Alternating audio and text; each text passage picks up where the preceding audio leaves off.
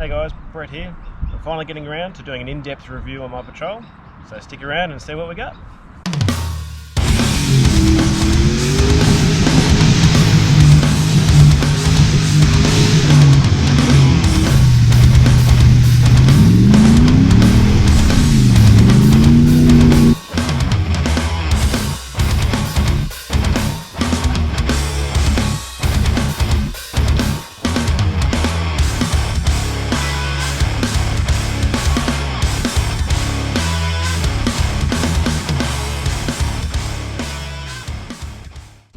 Alright, our Patrol's a 2000 model GU ST Patrol.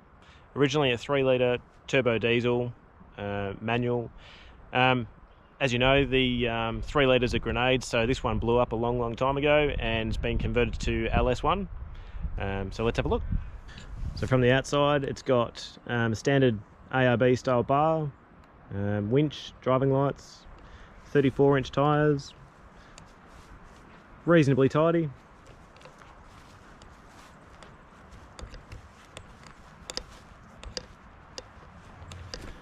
Alright, it's got the ARB bar. I like this look. I think that they suit the GUs pretty well. In here, we've got the Runva 13XP winch. I bought that one because I wanted a good quality winch. It had some pretty good reviews on it, good warranty. I've only used it the once and it was pretty good. It did the job, got me out of where I needed to get out of, and it's got one of the biggest motors on a low mount winch you can get and the fastest line speed. So it rated pretty well. There's a few of them that are pretty good, so pretty happy with that so far. Got the King's driving lights. Everyone loves to bag Kings out, but these driving lights are pretty good. I've done a review on them. I'm still happy with them after a year. Very bright, probably a little too white, but other than that, very happy with it. If you can find a light for $100 that beats these, let me know about it. I've got the Nitto Ridge Grapplers. They're a 305 7017. This is my daily driver, this car, so I like mud tyres. They're they're not really an aggressive mud terrain tyre, but they do the job for me. They are legal too for this car. One thing about this car is everything on it's legal. Everything's engineered, which I love about it. I've had heaps of cars before where it's nothing but trouble and defects with the police. So far I haven't had any dramas with this, and it's all done and certified, which is good.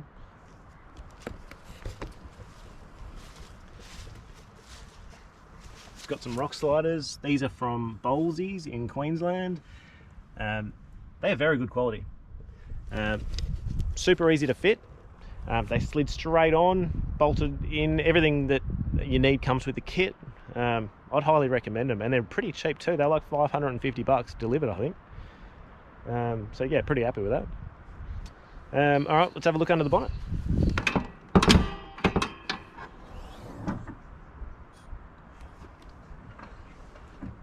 All right, there she is. So it's an LS1 at the moment.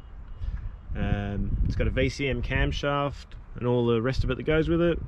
Patrol Doctor airbox, through to the Patrol Doctor snorkel. They're all pretty high quality gear. Dual battery system. Slowly getting neatened up.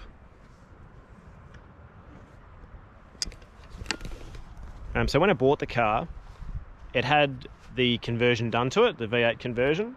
It had 37-inch tyres, and it was a bit of a pig. It was just thrown together at home, but it had all the gear. So for the price that the car was, it was cheaper for me to buy that and tidy it up than buy one and do it myself. So that's the reason I bought it. So had a few issues here and there with things breaking or things just not done correctly. So we're slowly tidying those up, and it's actually starting to be quite a nice car now. I've done things like change doors that had dents in them, do the snorkel, do the proper airbox, do all the things that it's supposed to have done. Cammed it, tuned it. So yeah, slowly getting there after a couple of years.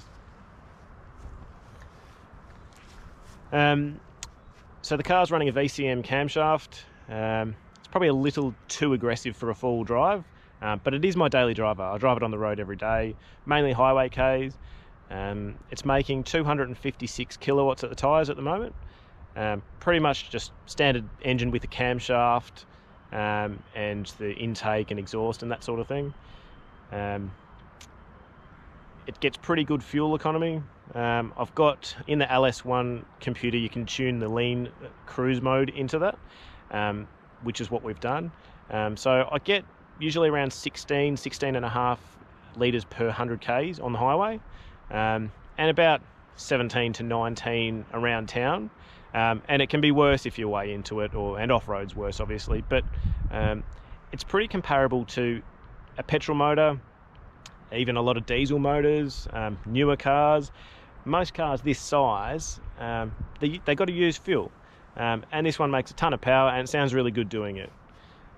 So the car is, it weighs about 2,800 kilos as it is. With everything loaded in it and going camping, it's about 3,200. That meant that I had to get a GVM upgrade. So I've recently gone for the PETAS system. So PETAS springs and shocks. It required a fair bit of strengthening to the diff. So as you can see, the bottom of the diff there's been braced. That was part of the engineer's requirements.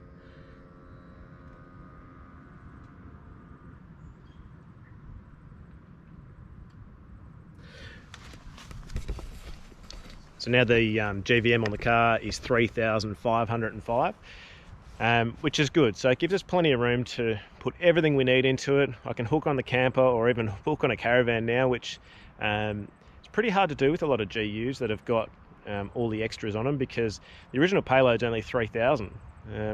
So pretty much I was already over that without even putting a camper trailer on the back or something like that. So now at least I know there's a bit of buffer room there, so we can carry all the gear. It is a tourer. It's not an off-road pig with lockers and flexible suspension, all that sort of thing. It does the job. It gets to most places, but it does 99% of its work on the road or camping and that sort of thing, and it does it perfectly fine. So yeah, I'm pretty happy with it. Inside, she's pretty standard. Just got a nice RAM mount for the phone with the maps. Tinted windows. Put the darkest legal I could.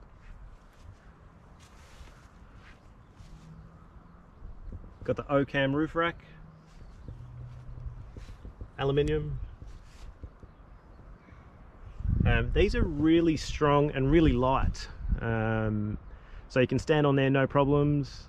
Yeah, really rate it. A few of my mates have bought them after seeing that one, so yeah, highly rate that.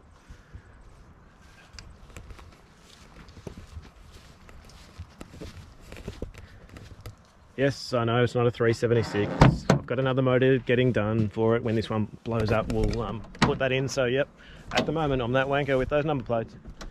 All right, let's have a look at the rear setup. I put a set of Outback Solutions drawers in the car. They are the supplier for ARB and TJM and that sort of thing, so I ended up buying them direct.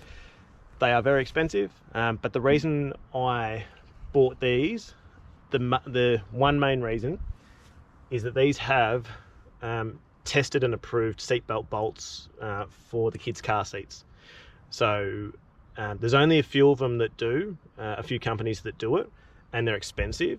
I think the drawers are like $2,000 or something like that. And I know you can get drawers for $400 or something like that. But for the sake of having an approved bolt where your kids' seat belts go to, you shouldn't be skimping on a set of drawers just because you want a cheap set of drawers rather than having your kids in a safe seat.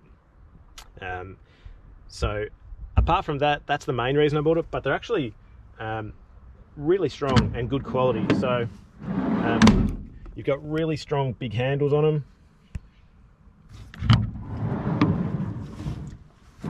They pull out into a locked position. So if you're on a hill They don't close, and then they lock solidly. So there's no wiggling around. You know, they're really solid. Got some nice wings here. Everything's made properly. It's not cheap. It all slots into place nicely. Over this side, I've got the Horizon Touring Products box. So in here, we've got an air compressor, and down the back area there, I've got a lithium 100 amp battery. And then that powers the fridge. So, and I've got a Victron battery management system for it. So with all of this stuff, it is expensive stuff, but I thought I'm either going to keep it, or I can relocate a lot of these things to another car at a later point if I need to. So that's why I thought I'll spend the money once, I'll get some really good things, and I'm not going to have these products that I'm replacing 3 times and I end up spending the same amount anyway. So as you can see, we've got the little control box over here, so we can turn the fridge on. Oops. Air compressor. So under here I've got all my tyre stuff. So I just pull out the hose for the air compressor, so I can do my tyres. Don't need to carry anything else around. So it's all nice and neat in there. Keep my tyre deflator and that sort of thing in there. Oops. Had to obviously modify that that piece and cut it around this box.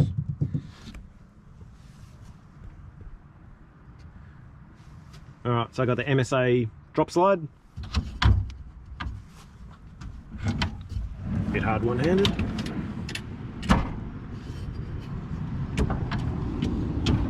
And then drops down. There's no weight in the fridge, so you got to sort of push it down at the moment. Yeah, good quality drop slide. And the box. Again, these aren't cheap things, but I can always unbolt these and take them into another car. I'll keep these for a long time. Bought the Engel fridge, just a 40 litre. I had an older non-branded fridge, and that stopped keeping cold, so I thought I'll buy a really good quality one. I actually bought this one second hand because they last so long that I actually couldn't find a cheaper new one, so I got this one for less than half price. And anyone that knows about Engel fridges, they've got a really good name and reputation for lasting like 30 and 40 years, so I'll hopefully keep this for a very long time. So that's my rear setup. Behind the seats there's actually all of the stuff for the Victron unit, so it's got solar charger, a few other bits and pieces behind the seats there, which I haven't sort of totally finished connecting everything up, but it's all there. And yeah, I'm really happy with this rear setup. It's got everything that I need in it to take away. Usually keep the food all in one side and the tools and spares in the other. Yeah, really happy with it.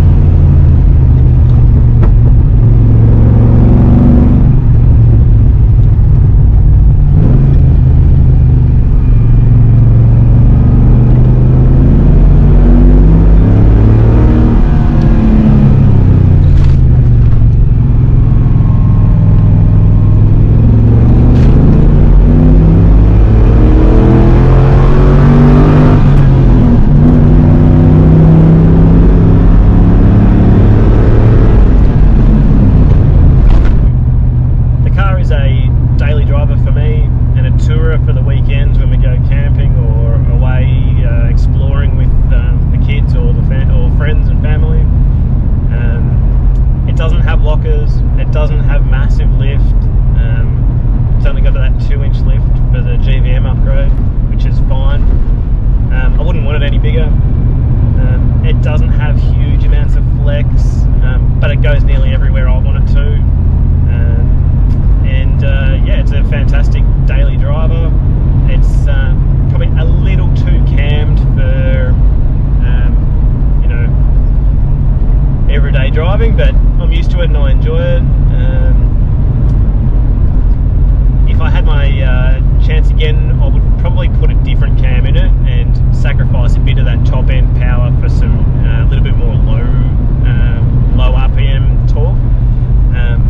In saying that though, it's still pretty good on and off road, so I'm pretty happy with it. And it's slowly getting there. I'm always doing something to it to improve it. So that's the overview of my car. So you've seen it in a few of my videos, and a few people have asked about it, so I thought I'll finally put together something and some information on it. If there's something I'm left out, just ask me and I'll answer it for you. And let me know if you've enjoyed the video, or if you'd like to see more of this kind of stuff, and I'll do it. Yeah, subscribe and keep watching. Thank you.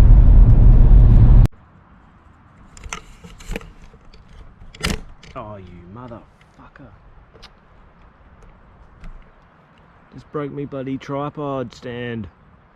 G'day guys, Brett here. Finally getting around to doing that review I've always wanted to do.